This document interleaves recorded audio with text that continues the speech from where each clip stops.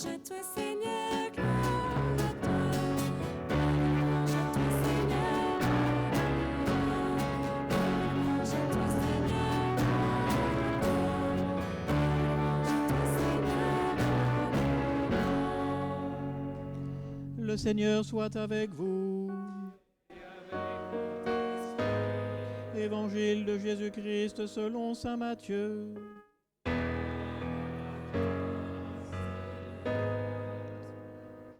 En ce temps-là, Jésus disait à ses disciples, « Ce n'est pas en me disant « Seigneur, Seigneur » qu'on entrera dans le royaume des cieux, mais c'est en faisant la volonté de mon Père qui est aux cieux.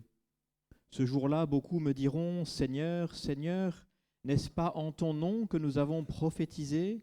En ton nom que nous avons expulsé les démons ? En ton nom que nous avons fait beaucoup de miracles ? Alors je leur déclarerai, je ne vous ai jamais connus, écartez-vous de moi, vous qui commettez le mal. Ainsi, celui qui entend les paroles que je dis là et les met en pratique est comparable à un homme prévoyant qui a construit sa maison sur le roc. La pluie est tombée, les torrents ont dévalé, les vents ont soufflé et se sont abattus sur cette maison. La maison ne s'est pas écroulée car elle était fondée sur le roc. Et celui qui entend de moi ces paroles sans les mettre en pratique est comparable à un homme insensé qui a construit sa maison sur le sable. La pluie est tombée, les torrents ont dévalé, les vents ont soufflé, ils sont venus battre cette maison. La maison s'est écroulée et son écroulement a été complet. Lorsque Jésus eut terminé ce discours, les foules restèrent frappées de son enseignement, car il les enseignait en homme qui a autorité et non pas comme leurs scribes. Acclamons la parole de Dieu.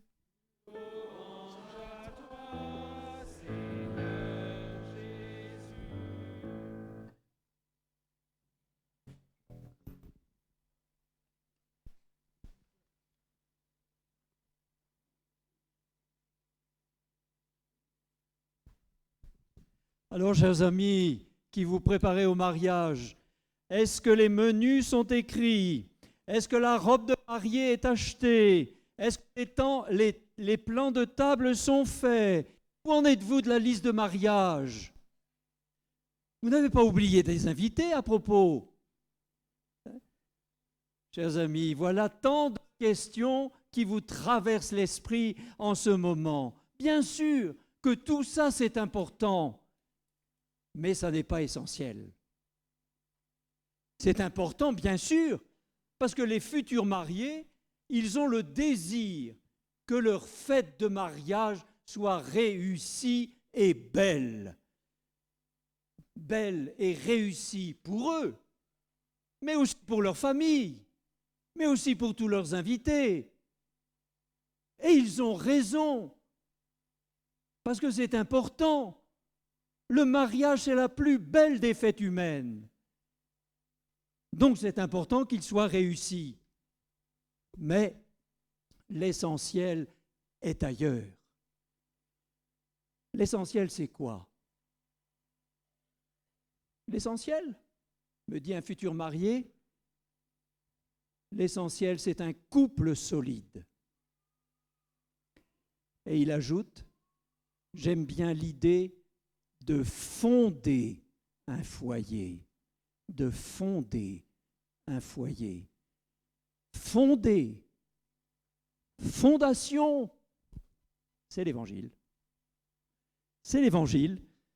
Pour bâtir sa maison sur le roc, il faut s'occuper des fondations de la maison.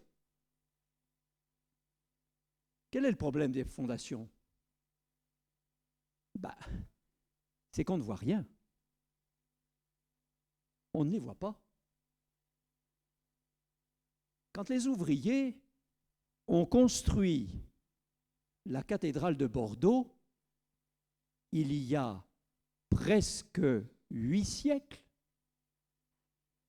ils ont commencé par faire un trou géant. Pendant des mois, Et pendant des mois, on ne voyait rien. On ne voyait rien dépasser. Il s'occupait des fondations. Et pourtant, sans les fondations, la cathédrale n'aurait pas tenu jusqu'à nous. Bâtir sur le roc, comme dit Jésus, c'est s'occuper des fondations. Et ça prend du temps. Ça prend du temps de s'occuper des fondations. C'est ce temps que vous prenez pour rencontrer un couple accompagnateur, pour rencontrer un prêtre ou un diacre, pour vivre aujourd'hui la journée des fiancés.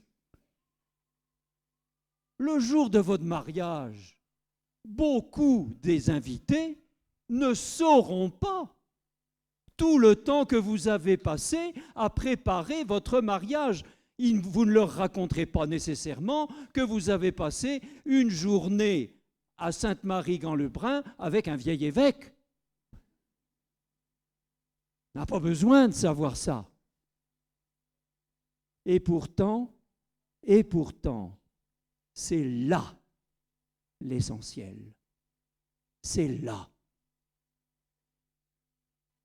La solidité de votre couple, elle se joue sur ces moments que vous consacrez pour les fondations.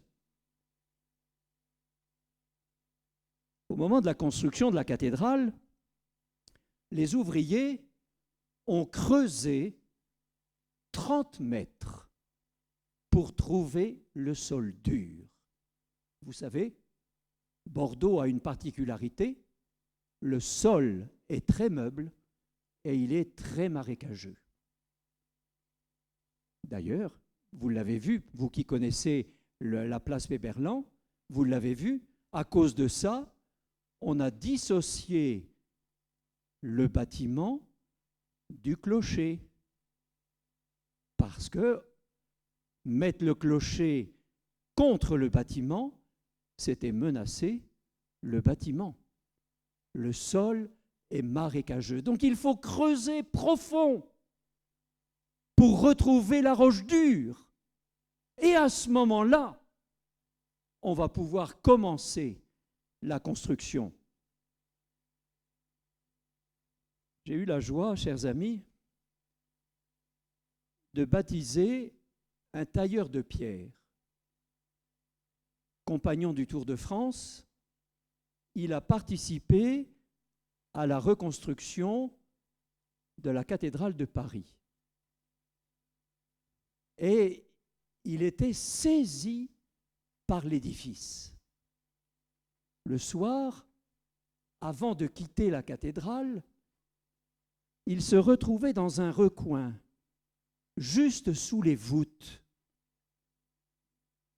Et il restait là, en silence. Et c'est là qu'il a pensé au baptême. À l'occasion de son baptême, que j'ai eu la joie de célébrer, à l'occasion de son baptême, il m'offre ce qu'il avait réalisé avec un bout de pierre de la cathédrale, un bout d'une pierre vieille de 800 ans. Une pierre abîmée, endolorie par les épreuves, mais une pierre blanche si lumineuse. Et ce bout de pierre, il l'a taillé en forme de croix. Et il me l'a remis en me disant, voilà mon roc.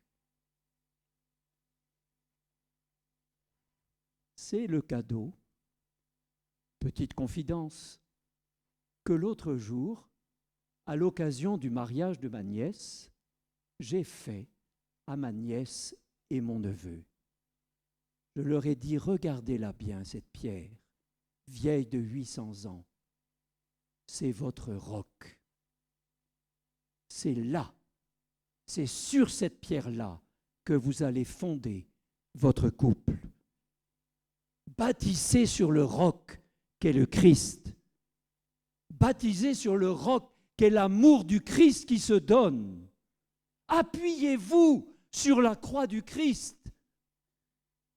Une croix faite à partir d'une vieille pierre. Mais regardez la cathédrale. Elle en a subi des outrages. Elle en a subi des guerres. Elle a même subi un incendie. Et elle est debout. Voilà votre couple. Voilà.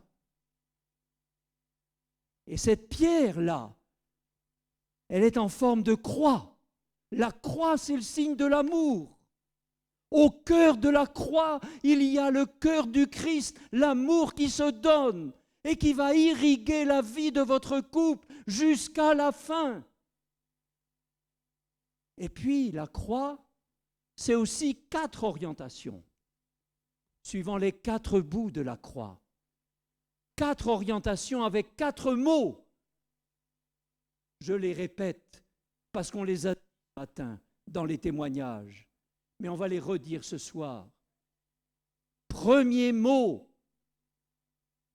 échange dans le couple.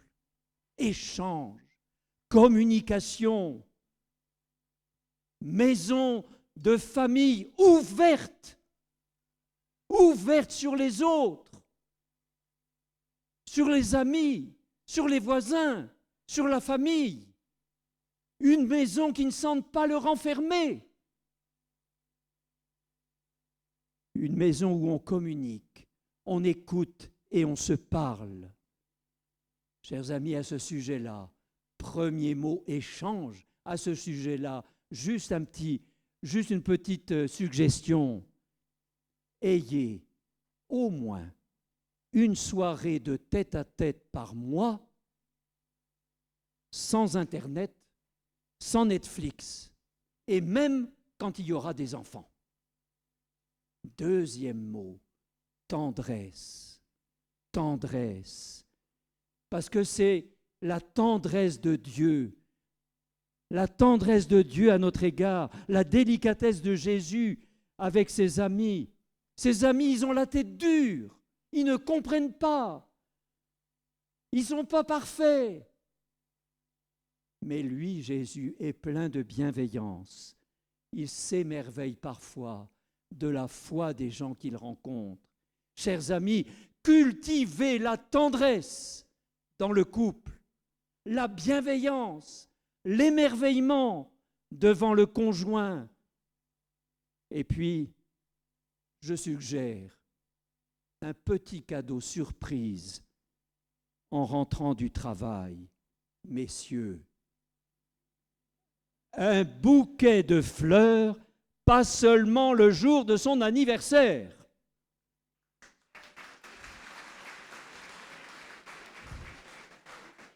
Et le troisième orientation, volonté.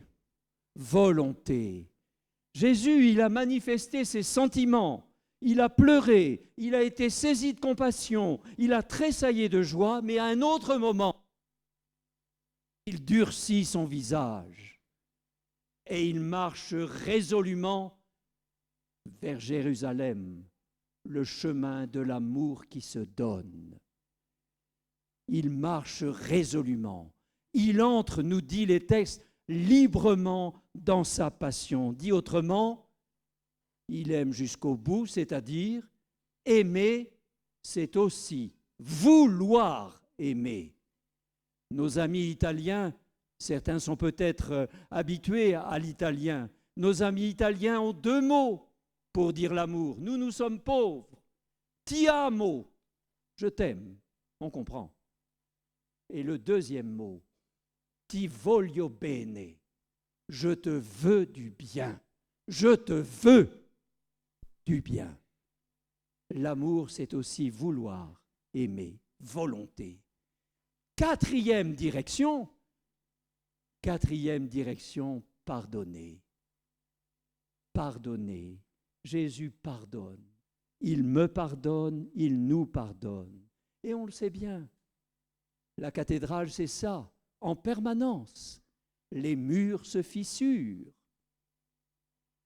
Il y a des échafaudages à longueur de temps. Elle est toujours en chantier. Parce que si elle est solide, elle est aussi fragile. Et les murs de la maison familiale peuvent se fissurer. Ils peuvent se fissurer par une attitude désagréable, par un oubli, par une parole blessante. Pardonner dans le couple, c'est grand et c'est beau, parce que tant de fissures de la maison vont être réparées comme cela. Alors, chers amis, en demandant la bénédiction de l'évêque, des prêtres ou des diacres qui sont ici, dites-leur fermement, joyeusement, solennellement, dites-leur, nous voulons bâtir sur le roc.